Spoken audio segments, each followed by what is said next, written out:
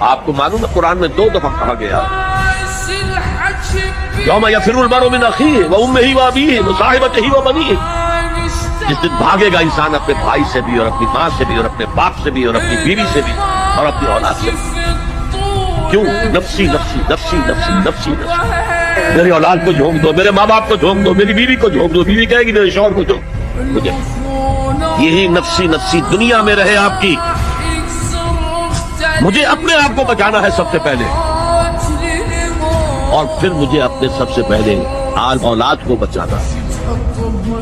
یا ایھا الذین آمنوا قوا انفسکم واہلیکم نارا، اے ایمان والو بچاؤ اپنے آپ کو اور اپنے اہل و عیال کو آگ سے۔